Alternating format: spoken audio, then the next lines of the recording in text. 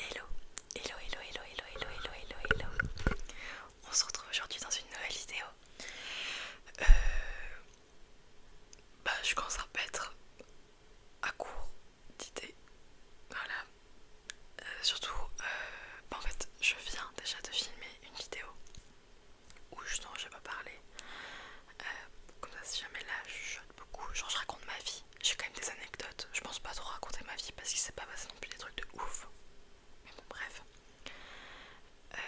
Donc ouais, donc voilà, donc je viens de finir ma vidéo, j'ai fait le montage, je l'ai exporté et je l'ai programmé pour qu'elle se mette mercredi soir. Oui, mercredi soir. Et là je filme comme ça, c'est pour celle de vendredi. Parce qu'en fait, alors pas là la semaine qui arrive, mais dans 2 semaines, je suis en... Attention, je suis la meuf un peu. Je suis en déplacement professionnel. Et donc j'ai peur de pas avoir le temps de filmer. Et surtout que dans 2 semaines en fait ma semaine est assez chargée. Donc j'essaie de m'avancer un max. Comme ça vous avez assez de vidéos.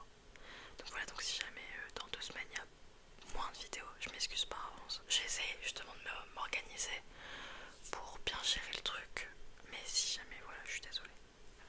Donc là ce qu'on va faire, c'est que j'avais un bouquin que j'avais acheté il y a plusieurs années maintenant. Qui s'appelle Phobia. Je crois que j'en ai déjà parlé. Et en fait, ce qui est cool, c'est que dans ce bouquin, il y a plein de mini-histoires à l'intérieur. Parce qu'en fait, c'est 14 auteurs qui ont écrit ces mini-histoires, quoi, tout simplement. Donc je me suis dit, ça pourrait être cool. Genre là, j'en ai pris une au hasard. Je sais plus du tout ce qu'elle raconte. Je sais qu'il y en avait que j'avais adoré, il y en a d'autres que j'avais pas trop aimé. Donc il y a moyen que j'ai pris au pif celle que j'avais pas trop aimé. Je me rappelle plus. Mais voilà, c'est des trucs un peu qui font peur, entre guillemets, enfin qui font peur. C'est genre un polar quoi. Voilà, c'est censé parler de nos phobies et tout machin, truc du genre. Mon téléphone a coupé. C'est pas grave. Donc ouais, c'est genre un polar quoi. Mais en gros, déjà, je vous avais déjà dit, je lis quasiment que des polars comme ça. Et surtout, c'est le seul bouquin. Et je me dis, vu que c'est juste une histoire sur tout le bouquin, il y a moins que je me fasse pas. Qu'on m'embête pas quoi. Parce que je sais que si on lit un vrai bouquin ensemble, genre tout le bouquin, je peux avoir entre guillemets des problèmes. Je crois qu'il y avait pas trop d'auteurs quoi. Donc là je me dis c'est une histoire sur 14. Bon, on verra bien, ok. Donc voilà. Alors, ça coule dans ma bouche.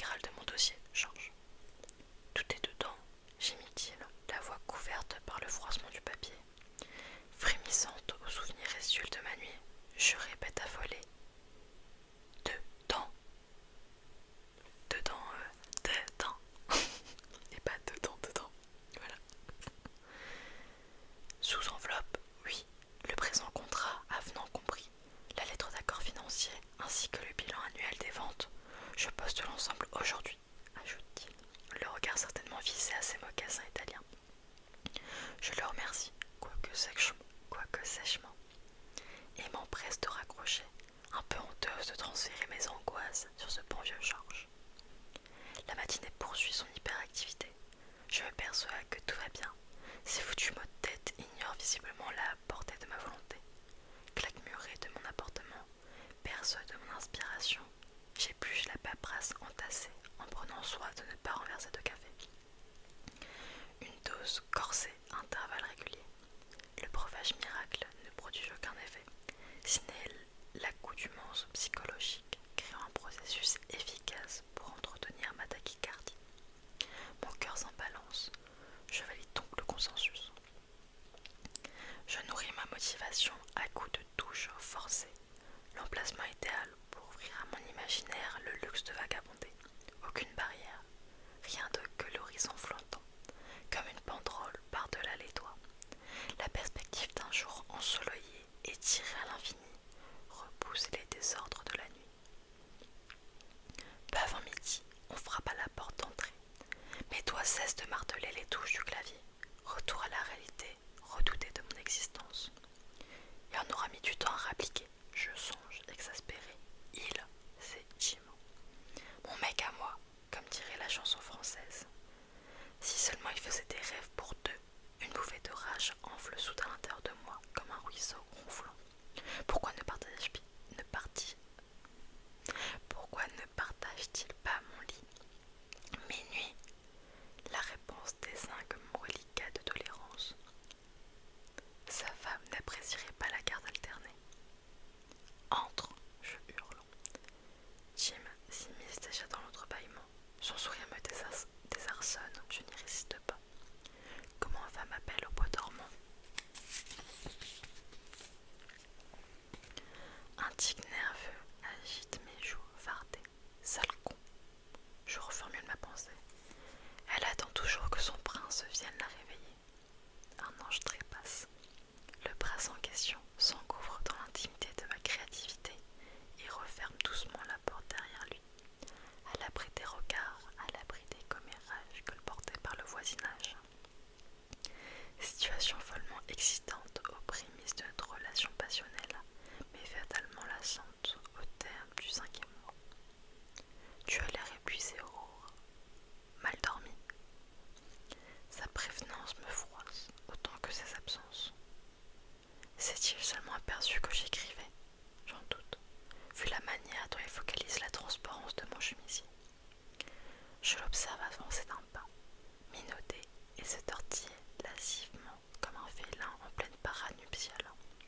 Mais le fauve se heurte à un apport, un tantinet irritable. J'ai perdu mes dents, dis-je, d'un ton égal à celui que j'emploie lorsque j'avertis avoir acheté du pain. Des dents, répète-t-il. Jim sangle mes lèvres comme un orifice honteux maquillé de soie.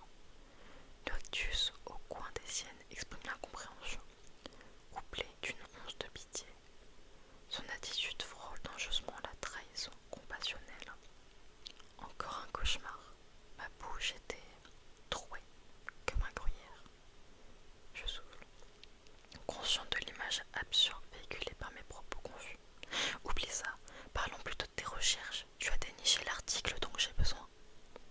Oui, patronne, lâche-t-il qui irait. Ce qui a le temps d'attiser ma colère. Puis il ajoute sombre. Je ne comprends pas ton intérêt pour ce lieu sordide. Je corrige. Fox Hollow Farm a son charme. La preuve, j'en fais la matière première de mon roman. À ce propos, j'envisageais un week-end en amoureux, lâche-t-il en déposant une chemise cartonnée sur mon bureau. Et ta femme? Son air crispé vaut tous les affronts cumulés. Officiellement, je serais en séminaire, mais je pensais que nous pourrions nous accorder un peu de bon temps au chalet. Qu'en dis-tu? Le chalet des rivières, le souvenir nostalgique de nos premiers ébats s'impose derrière la lucarne vitreuse de mes yeux. J'acquiesce, contient l'émotion que provoque l'invitation. Je dois boucler le premier tiers, fais-je en désignant l'écran.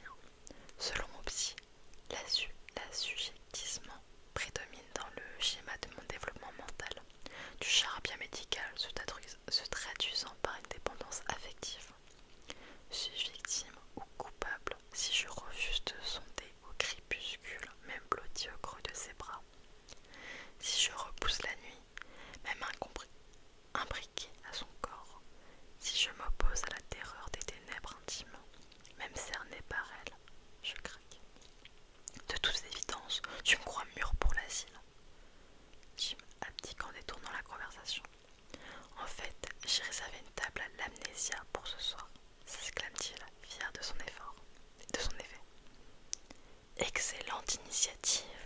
J'en oublierai presque ton allusion à l'enterrement. Oh putain, mais j'ai pu parler. Excellente initiative. J'en oublierai presque ton allusion à l'internement. Qui parle d'asile? Écoute, Aurora, je connais un éminent psychanalyste. Ne t'enlise pas, dis-moi.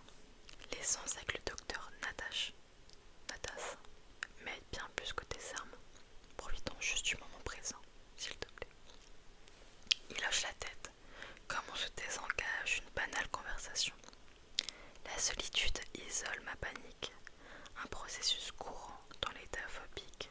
Je remporte alors mon attention sur l'asphalte, filant à vive allure, l'auriculaire discrètement glissé entre lèvres et gencives. Tout est sous contrôle, jusqu'au prochain chapitre de ma vie. Sujet 0122.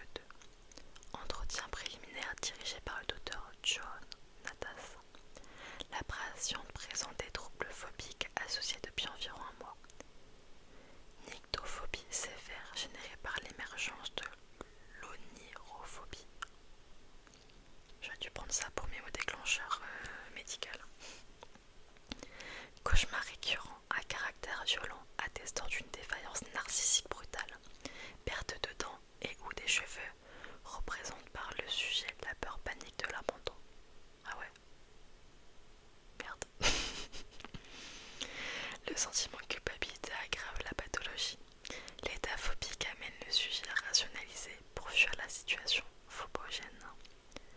Prise excessive de caféine, hyperactivité dans le seul but de ne plus dormir. L'écriture intensive balise ses heures vides, favorise l'appréhension de ses fantasmes refoulés et diminue le risque d'automutilation et ou de suicide. Ah merde, c'est pas super gai là. Une séance hebdomadaire préconisée. Fin de l'entretien. Jean freine à peine, franchit l'épaisse ligne blanche, censée le stopper. Le véhicule s'engage sur une voie rapide, bornée de tulipiers. S'il fait si noir à l'intérieur des bois qu'on se croirait errer au bord d'un gouffre, j'étouffe en silence. Le soleil couchant joue sur mes nerfs, une étrange symphonie discordante oscillant entre attraction et répulsion. Un concert philharmonique des sens. Je serre les mâchoires au point de les entendre grincer. La vision du chalet déclenche en moi un vertige incontrôlable. Je tangue entre deux états contraires, ballotté de bonheur à la terreur. Les pneus crissent sur le gravier en soulevant un tourbillon de poussière. Derrière les vitres sales, le soleil s'incline en embrasant l'étendue sauvage. La nuit finira par tout engourdir, jusqu'à ce que l'immobilité fige totalement le paysage. C'est ainsi que naissent les phobies, sur le territoire inquiétant du crépuscule, là où le pire semble irréversible. Viens, Aurora. La voix de Jim se confond au brouillard de mon désarroi. J'ai soudain l'envie de fondre en larmes pour briser l'indifférence qu'ils disent face à ma souffrance. Je les retiens avec pudeur. Pour survivre au regard de l'autre, ne faut-il pas s'efforcer d'éloigner ses enfers personnels?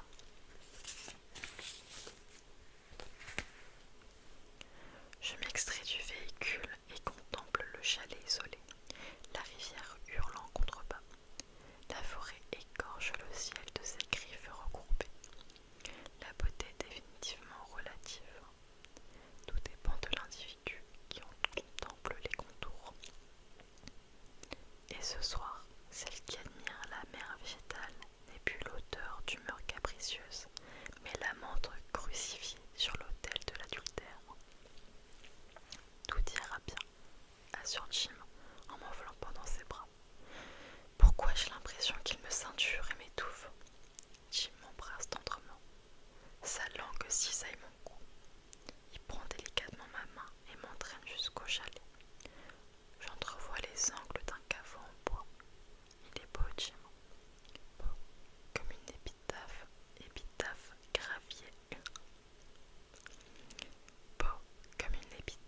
gravée sur une pierre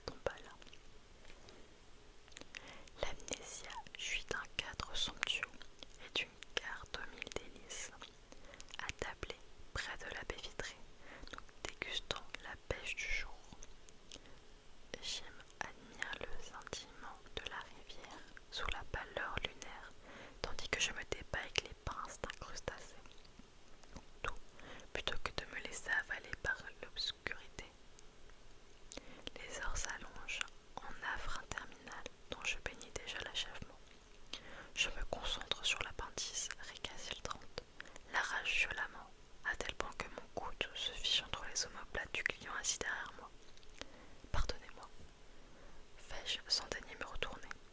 L'homme tout saute, je n'y pris qu'une attention discrète.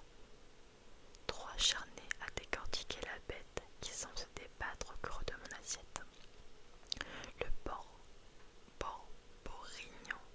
porborignon se transforme en franc crachat. Je remarque que les autres clients focalisent désormais leur attention vers notre table. Leurs regards accusateurs me font l'effet de flèches tirées à bout portant. Aidez-le, il s'étouffe, s'écrie une voix féminine. Jim bondit de sa chaise et vole au secours de notre infortuné voisin de table. Un serveur s'empresse de faire volte-face avant de disparaître en cuisine, sans doute pour alerter les secours. Les cris alarmés me parviennent lointains, déformés par la distance psychique que je crée intentionnellement, crispé par l'émergence d'un sombre pressentiment. J'effectue une légère torsion du buste, suffisamment pour constater la gravité de la situation. Un visage écarlate m'éclate en pleine figure. Concert de cris détresse respiratoire. Jim comprime le plexus de l'homme comme un forcené. Je pourrais presque entendre ses côtes se fêler une à une sous l'enrobage des graisses. Le presque mort me fixe étrangement.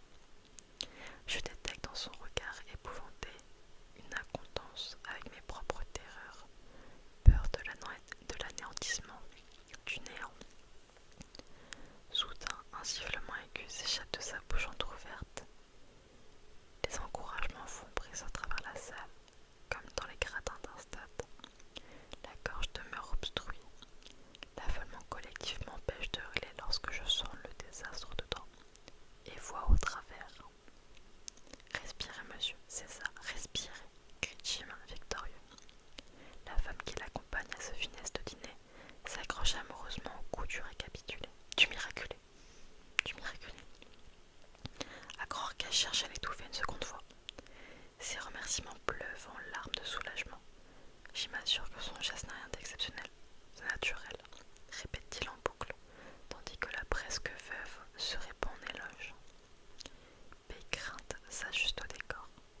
Absorbée par une réalité parallèle, la scène se poursuit au ralenti. Jim rejoint notre table, ses lèvres remuent, mais je suis sourde à ses mots. Prisonnière d'un trouble hypnotique, ma vision épingle le sol. À l'endroit exact où j'ai le morceau d'émail que l'homme a régurgité.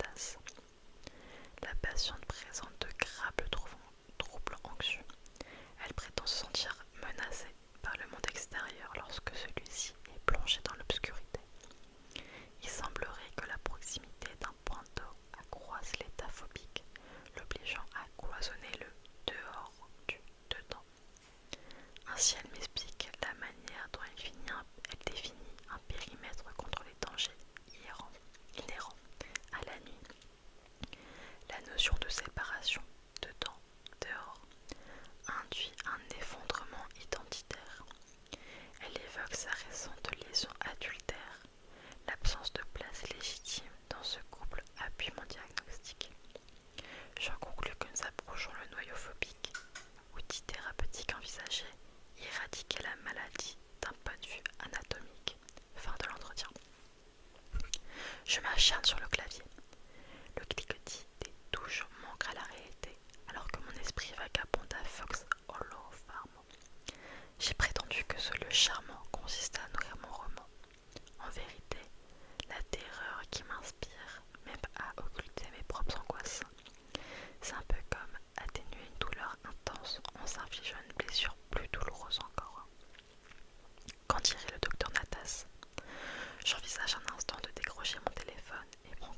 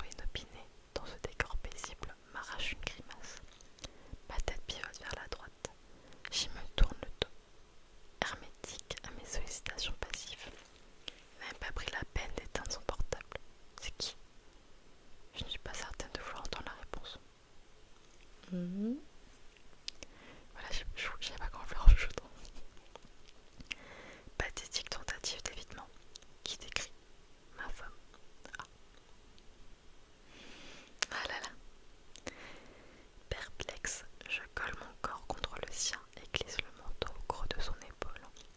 Jim referme précipitamment le clapet, occultant la téneur de son mensonge, car il est évident qu'il ment. Irrité tant par son attitude que par la mienne, je bascule à nouveau sur le dos, l'échine douloureuse et le corps chiffonné. Je vais me baigner, lâche-t-il. Ma présence ne semble pas requise.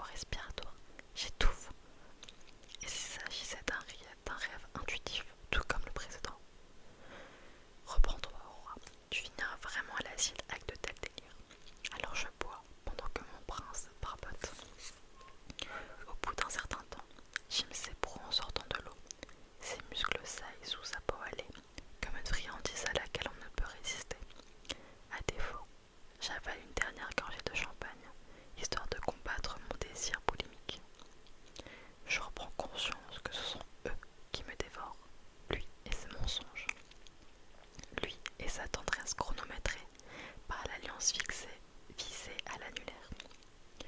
Le docteur Natas soutient que Jim détient sa part de responsabilité dans la manifestation de mes angoisses. Le déni rendait jusqu'à là l'option inacceptable, mais la patience et l'expérience de mon thérapeute ont eu raison de mon obstination. Il me reste un pas à franchir pour atteindre la guérison, mais je recule de désenjambée lorsque l'objet de mon amour me domine en masquant un horizon déprimant. Ça fait un bien fou, tu aurais dû venir te baigner, Aurora. Tu me l'as pas proposé, je réponds d'un ton boudeur. J'ignorais qu'il te fallait ma permission, plaisante-t-il. Jim enroule une serviette éponge autour de sa taille. Son regard s'arrête un instant sur son téléphone portable. J'attends une explosion de reproches, un feu d'artifice d'interrogation, mais rien ne cille. En lieu et place d'une déflagration verbale, s'installe un silence pesant, seulement troublé par le clapotis d'une pluie fine à la surface de l'eau. Et s'il cumulait les conquêtes, si d'autres femmes se couchaient sur la liste de ses infidélités, je refuse d'envisager l'idée. Elle me cisaille le ventre de désir et de rage. Je suis tout et son contraire lorsqu'il est question de Jim. J'essaye de me remémorer les conseils avisés du docteur Natas en pareille circonstance, mais il m'échappe, rattrapé par un cocktail d'émotions, colère, tristesse et peur. Viens, on rentre, fait Jim en remballant les vestiges de notre pique-nique avorté. De retour au chalet, je m'installe devant l'ordinateur sans me préoccuper de l'activité alentour. Je perçois un crissement en provenance de la cuisine. Sans doute Jim répartit tout ce qui est réparable. Une autre manière comme une autre d'occuper un esprit contrarié. Le mien s'attelle à l'exploration de Fox Hollow Farm, ses mystères, ses occupants, démembrés et enterrés. Entre deux pages d'écriture vomitive, je fais couler un café.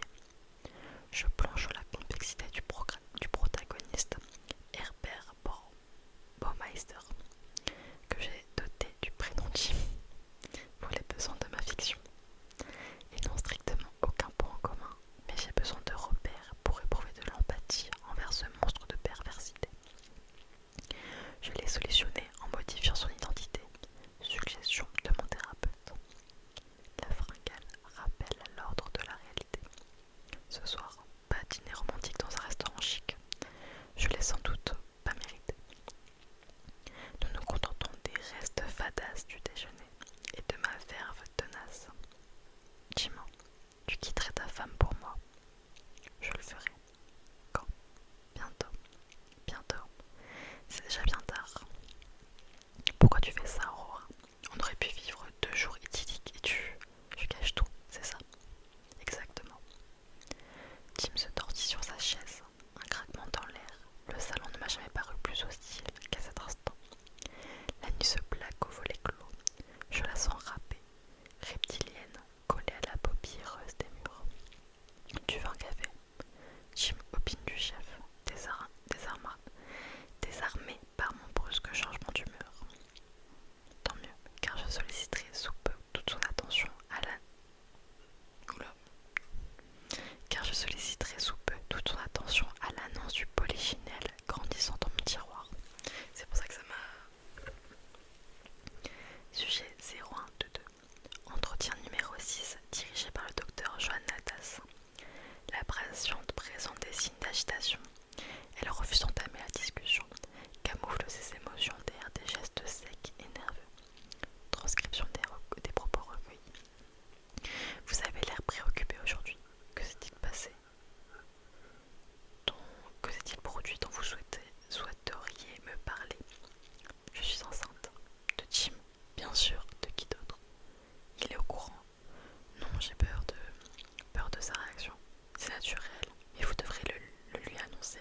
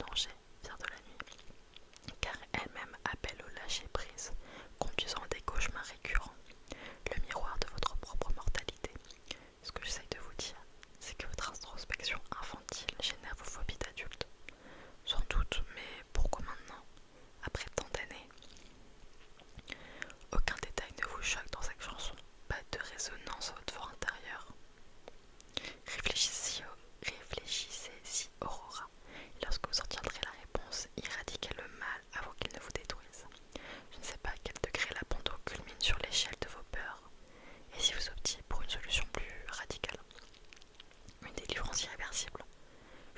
Je vous ai livré les clés, à vous d'ouvrir la porte. Et comment saurais-je que le moment est venu d'ouvrir cette porte? Lorsque vous cesserez de vous poser la question. Fin de l'entretien. Ok, c'est bientôt fini. Parce que je vois la vidéo elle progresse folle. Bon, c'est pas grave.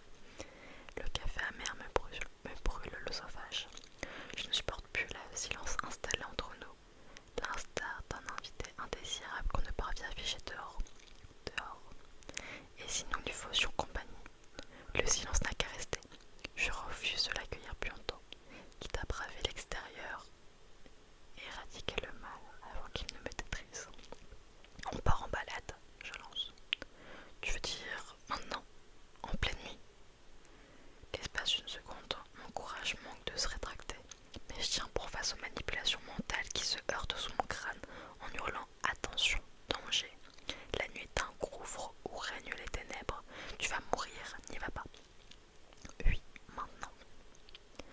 Une lueur étrange brille dans le regard de Jim, comme s'il avait attendu ce moment toute sa vie. Il attrape une veste, recouvre mes épaules, et nous voilà projetés dans un monde pétri d'obscurité et de sons terrifiants.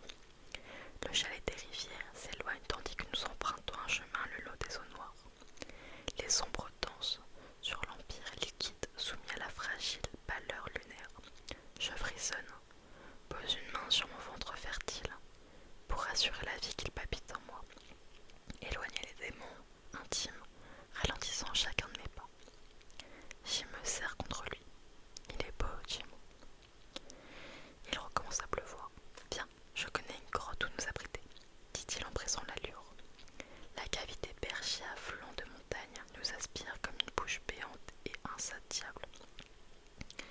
Un escalier naturel permet l'accès à cet abri de fortune. Jim balaye les marches inégales à l'aide de la torche intégrée à son portable. Le vaisseau lumineux rivalise difficilement avec la nuit. Il déforme les ombres mouvantes qui glissent inlassablement sous nos enjambées. Plus nous prenons de la hauteur, plus mon malaise s'accentue. Effrayé, je sonde l'obscurité, la roche humide battue par un ciel en larmes. La sphère opaque se resserre autour de nous. Tous mes sens se cristallisent en une seule émotion, la terreur. Une menace invisible me pénètre, puis je le sens dans mes veines. Suis-je en train de rêver? Évidemment, je dors. Tirez-moi de ce cauchemar, réveillez-moi, sortez-moi de là, je vous en supplie. Aurora, tu trembles, ça ne va pas. Bien sûr que non, pauvre con, regarde autour de nous, la nuit est partout, mes jambes flanchent et mon cœur a cessé de pomper depuis quand déjà? Viens t'asseoir ma chérie, je présentais que cette virée nocturne n'était pas une bonne idée. Alors tu aurais dû m'en empêcher, réveille-moi maintenant, ça suffit. Mais le vide persiste et m'attire, et la bière sainte au fond de la grotte et le paysage aveugle grignotent ma raison disséquée en parcelles infertiles. Je suis bel et bien là, plantée près d'un gouffre humide. Jim, je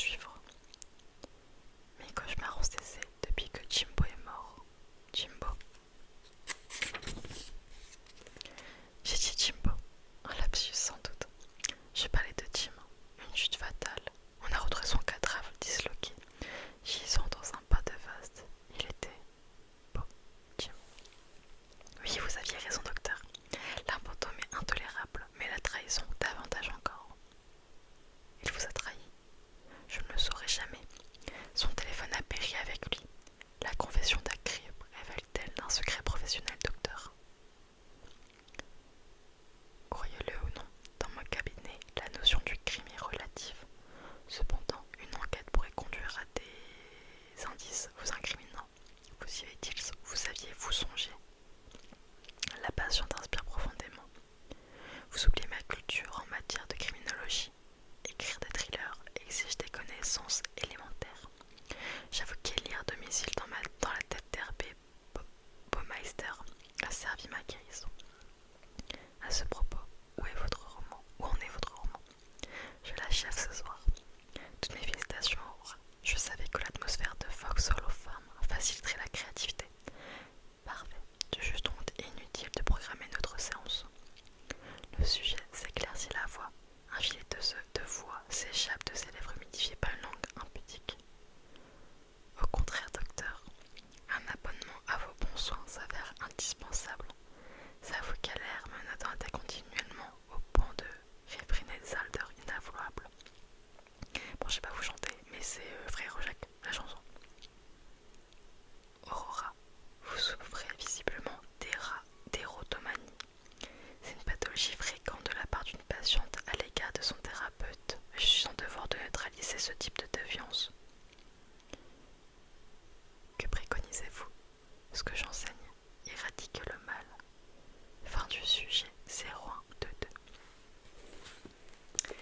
Et voilà, c'était la petite histoire. C'était. Alors, le titre du livre, c'est Phobia. Où justement, il y a 14 auteurs dedans. Et là, ce qu'on a lu, c'est l'histoire Lit Minuit d'Armel Carbonel. Voilà, tout simplement. Donc écoutez, vidéo full chuchotement. Donc voilà, j'espère que ça a pu quand même un peu vous détendre. Peut-être même vous endormir. Même si finalement c'était peut-être pas la meilleure histoire pour dormir. Mais bon, c'était au pif, c'est pas grave. Voilà, si jamais ça vous a plu, bah, comme dit, il y a 13 autres histoires à lire.